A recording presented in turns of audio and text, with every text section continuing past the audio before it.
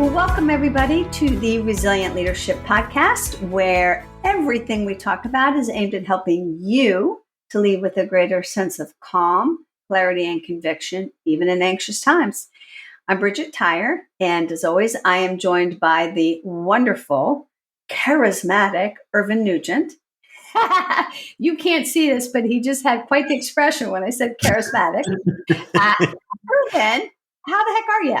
I'm doing great. Thank you so much, Bridget. Wow. It's always good to be called charismatic, I think. Life is good. And in fact, as you listen to this, we need to say to our listeners, Happy New Year, because you'll be listening to this. Although we're recording it at the end of 2023, you will be listening to this and it will be 2024. Hard to believe we are in a new year. That is something. Yeah. All right. How are we going to start this new year off, Bridget? And what's today's topic? Well, first of all, I must just say, remember a couple of episodes ago, we talked about what is your superpower. And, part of your superpower is your charisma. So just saying. Yeah. Okay. Now for today, we are going to be focusing on communication and in particular, how to become a more potent communicator.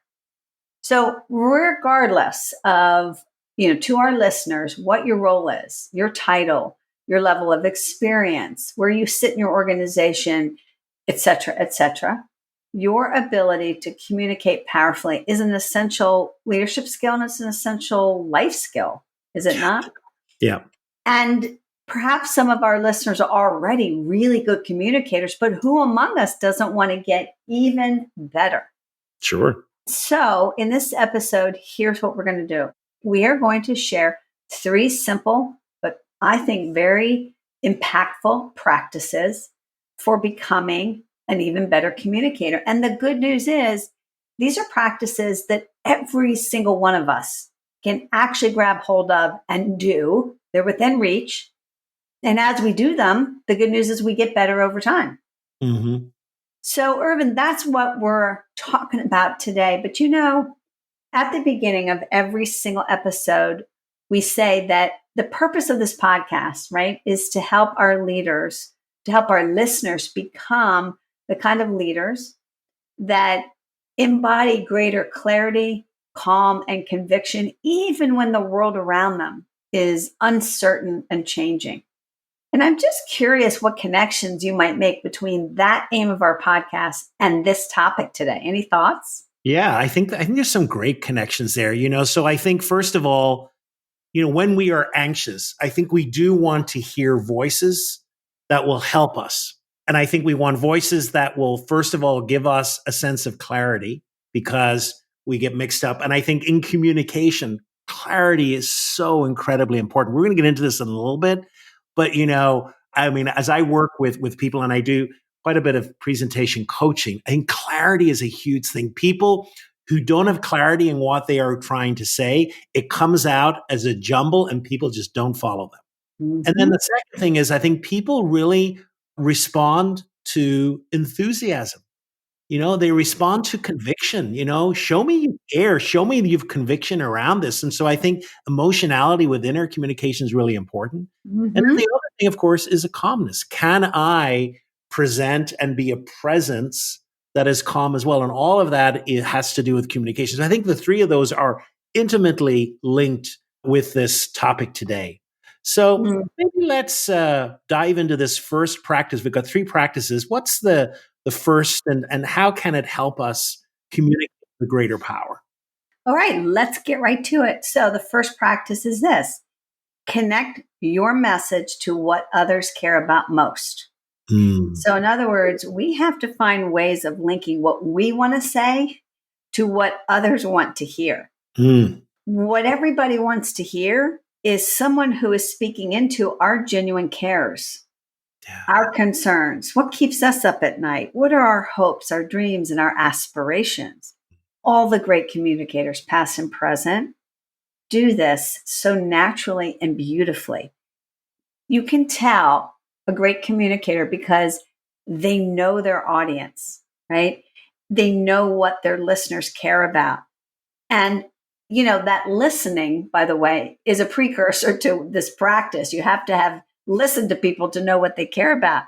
Yeah. And because they've done that, they're able to communicate in a way that creates an opening and a receptivity to their messaging, right?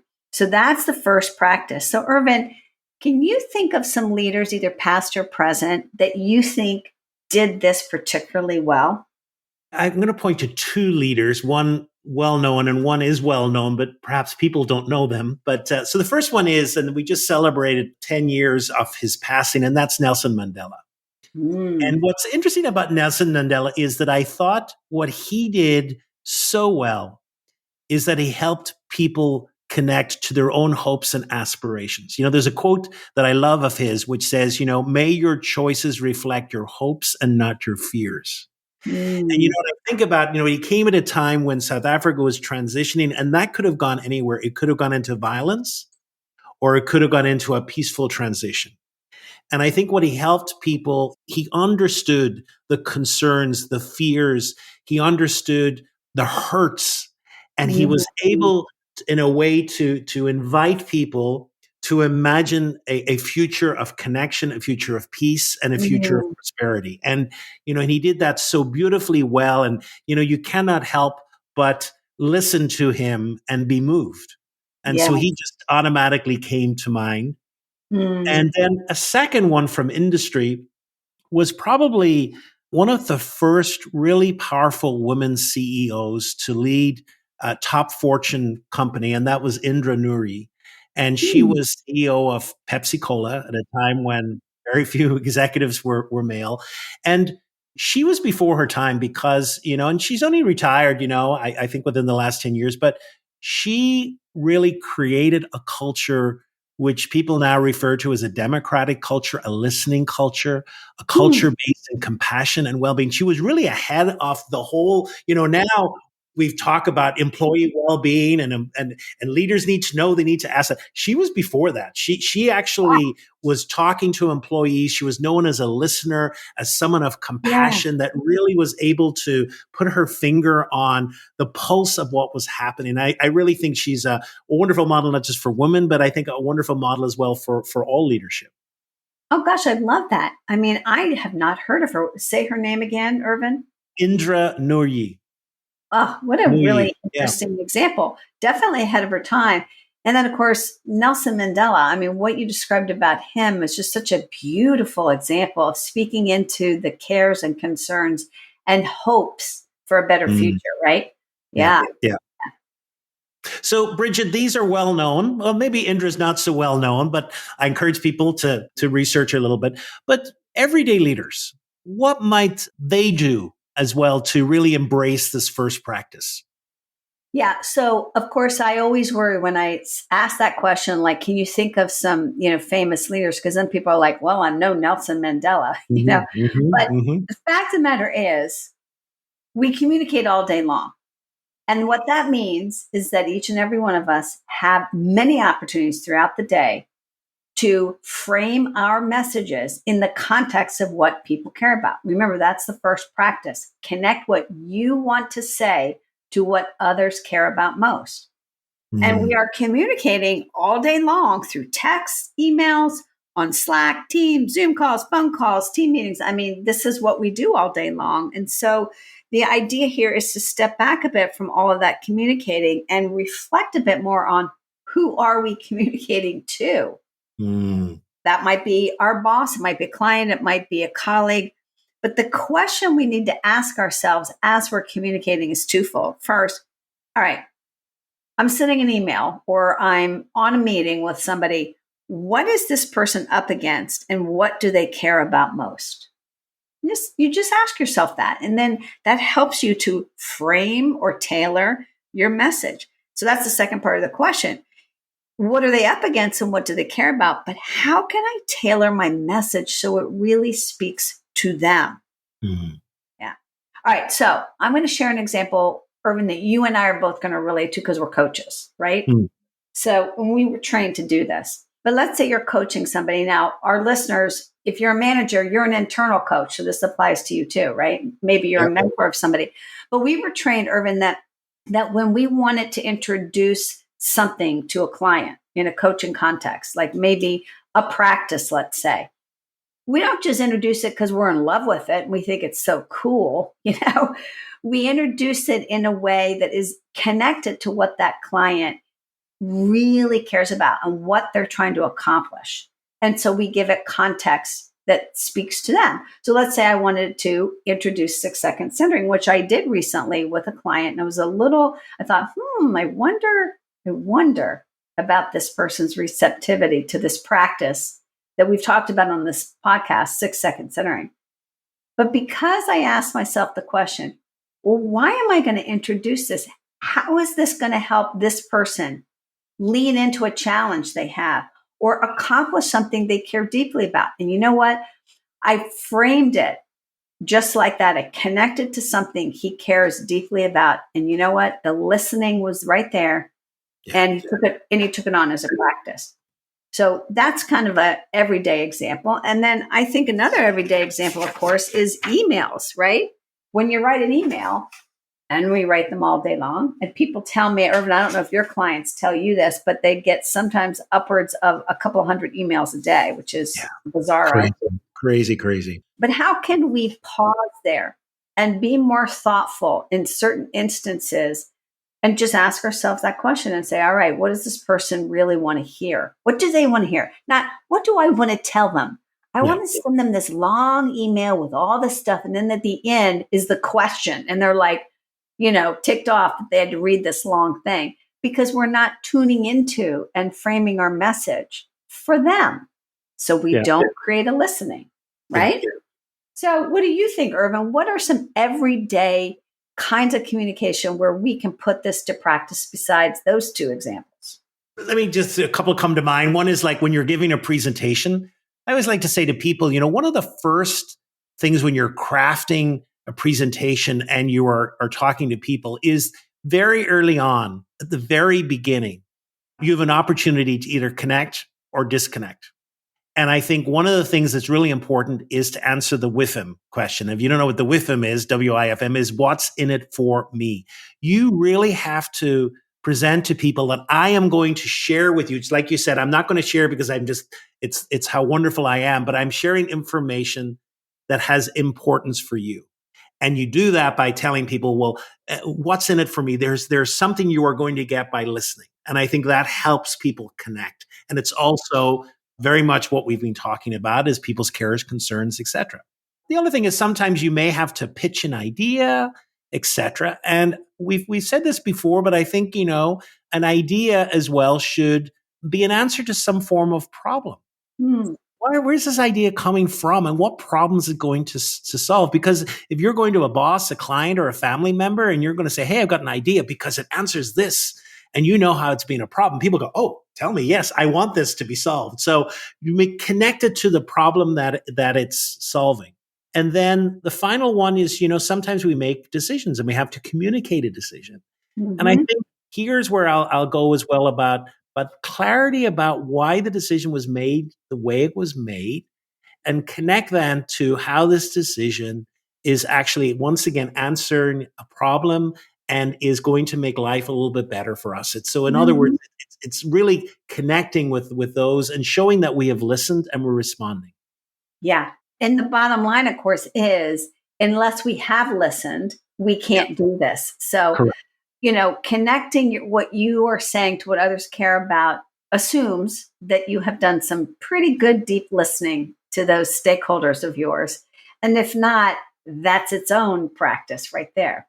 Yeah. Okay. So hopefully then we're thinking about what form of communication on a daily basis might I sort of step back a little bit and ask that question about how do I frame this in a context that connects to what others care about? All right. Yeah. But we said we were going to share 3 practices. That's one. So Irvine, what's the second? So a second practice is called the rule of 3.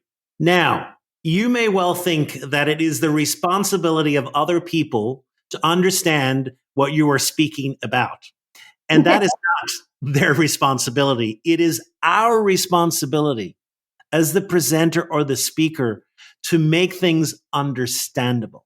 and to create life easier for them. And so one of the ways we can do this is called through the rule of three. And that is that our brains like patterns. And this rule of three came out in Bell Laboratories many years ago. And the scientists discovered that the smallest pattern in the human brain is sets of three. And because of that, we hone in on it, and it enhances both our retention and recall. And remember, the process of communication is to understand, retain, and recall. And so if someone's walking out of a room and you've given a presentation and someone stops them and says, hey, what was Irvine talking about? They say, I haven't a clue. They're more likely to say, if there's 3 points and we emphasize those, people are more likely to retain that. So we're giving them reasons for buying something, for trying something out, etc.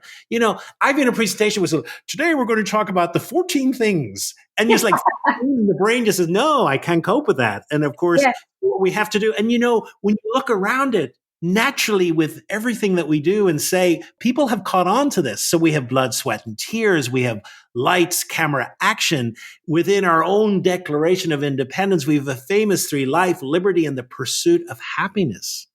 We have movies like The Three Musketeers. During the holidays, we talk about the Three Wise Men. We have Charlie's Angels, three angels. It's all gotten to this rule of three. Even like I do quite a bit of keynote, and that's a 60-minute speech. And so I do that in three. I have a group of three. It's 3 points. Yeah.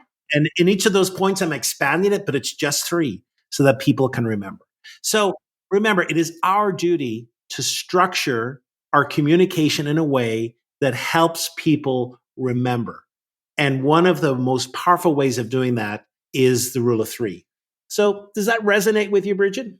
Oh, yeah, it certainly does. And it's funny that you say when you do a keynote, you use 3 points, because I do the same thing. I mean, every presentation I do, whether it's 1 hour or 5 hours, I'm thinking about the rule of three. And I'm organizing my slides according to the rule of three, Yeah. But one of the ways I've been using this as a coach is that when I listen to my clients, let's say one of their goals is to communicate their vision more clearly and persuasively. And so I'll be listening to them, and I'm listening for their vision. And I might even say, hey, just off the top of your head, tell me about your vision. What is it? And what I'm listening for are, of everything they say, what are the 3 juiciest nuggets? What are the 3 things that are landing for me the best? Or what are the 3 things they seem most convicted by? And I share that back with them. Mm-hmm. And I say, hey, this is what I hear I think your vision is. And then they're like, wow, I didn't even think I had a vision. And then I tell them about the rule of three. You got 3 things, and you can share your vision in these 3 very easy to communicate ideas, and off they go and running. So I love the rule of three. I find it so, so helpful. Absolutely. So we've talked about the importance of connecting to the message of what others care about the most. We've just talked about the rule of three that will make us a little crispier in our communication. So we promised our listeners 3 tools. So what's the third? We're using the rule of three. And we're using the rule of 3 as we speak. And we have this entire time, because every podcast episode, we have 3 ideas. Yeah. Okay. We like to practice what we preach. So final idea to share. Final practice for being a more potent communicator is to master the art of bottom lining it. Mm. So what is that about? Well, that's about being concise and succinct in our communication. And I don't think this is easy for everybody. And I got to say, when I was first starting out my career, it wasn't easy for me. And I had a boss, and I'll always remember him. Who knows, maybe I've mentioned him before. His name was Bob Lamb. And I was 23. It was my first job. And when I would walk into his office, he wouldn't even lift his head up. He'd be writing. And he could tell I had come in, but he would just wait. And I'd say something. And then whatever I said, he would say, Bridget, in 10 words or less, like a telegram, what are you trying to tell me? Mm. And so he literally said that every single time. And he taught me how to bottom line it. And I owe him a debt for that. In this day and age, I consider bottom lining to be a little bit of a lost art form. I don't know about you, Irvine, but I feel like because we've become so inundated with information and texts and distractions, and we're on overload. And we're running to meeting after meeting with no break. I don't think we're very disciplined with our speech. Yeah. Have you noticed that too? Oh, absolutely. I often say when I'm doing some communication coaching with people, in reality, it is much easier to talk for 20 minutes than it is for 3. Much easier, because in 20 minutes, you don't have choices to make. But when you have 3 minutes, you have choices to make, and you have to be succinct and you have to choose. And actually, this is an incredibly important skill, because the further up you speak, and especially if you're speaking to an executive level team, yes, you do not get a lot of time. You don't get an hour. You don't get 20. Often you get a minute or 2 minutes or 3 minutes tops. And so therefore, this becomes imperative to really be succinct in that communication. I have funny, sometimes if I find people wandering, I'll say to them, land the plane. The plane preparing for landing, just land it, get there. And I think it's very important. So I think it does take practice.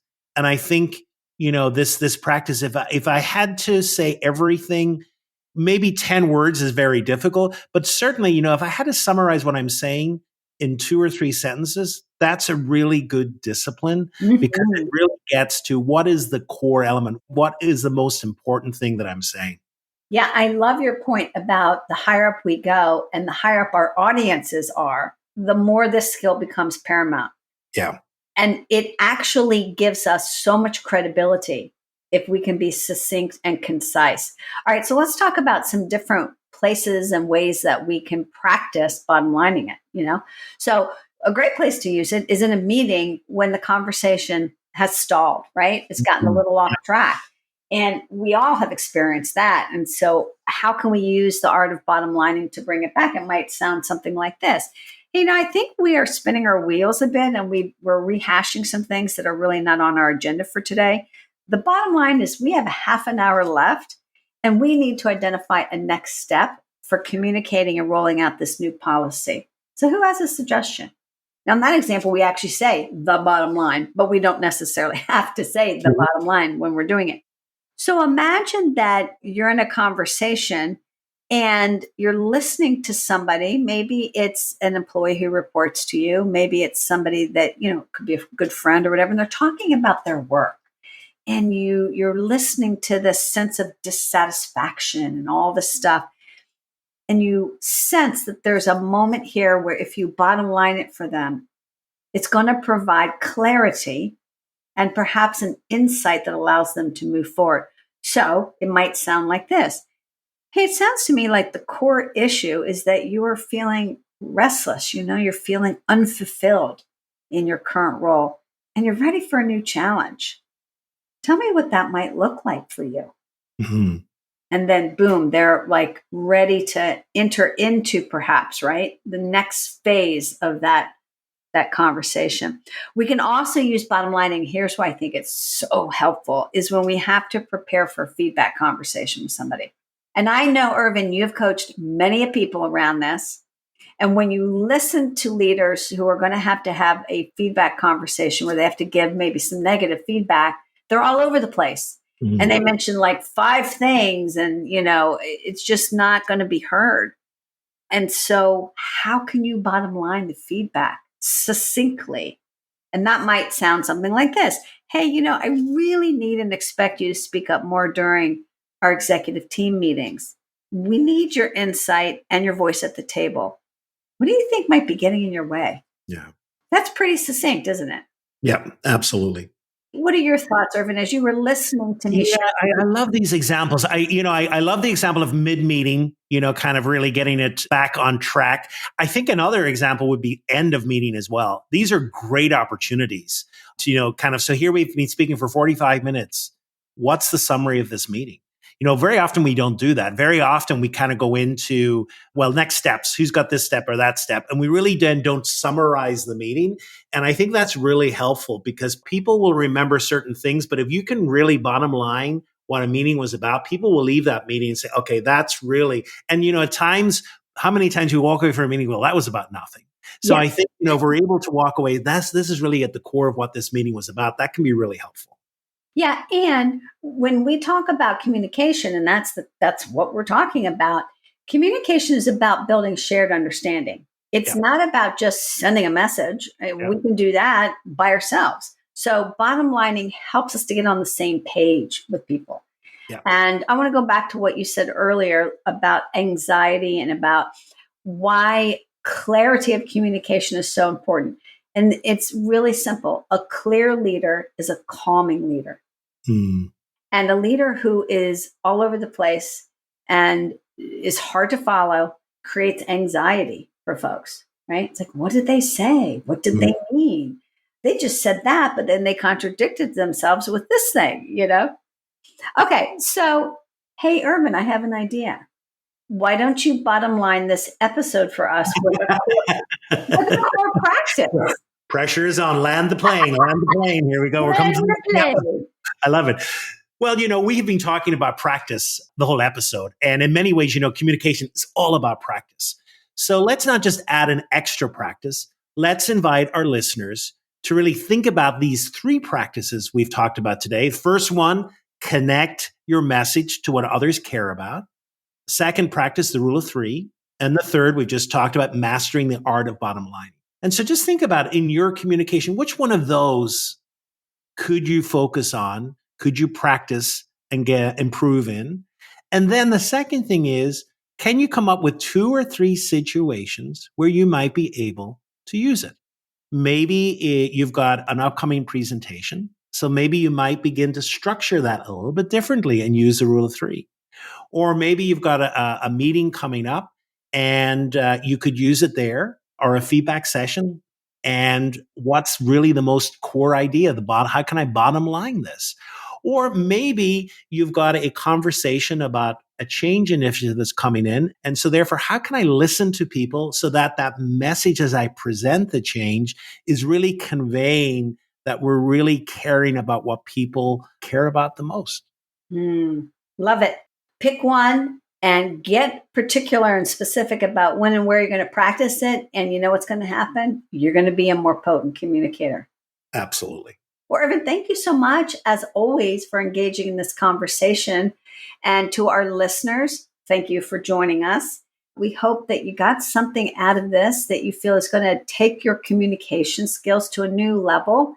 And as you said, Irvine, as we move forward in our careers and we experience things like promotions and we get more responsibilities, the clearer we can be, the more credible we become. Absolutely. Well, this has been a great conversation, Bridget. I really enjoyed this. Thanks so much. I appreciate it. Thanks, everyone, for listening. Until the next episode, take care. Goodbye, everybody.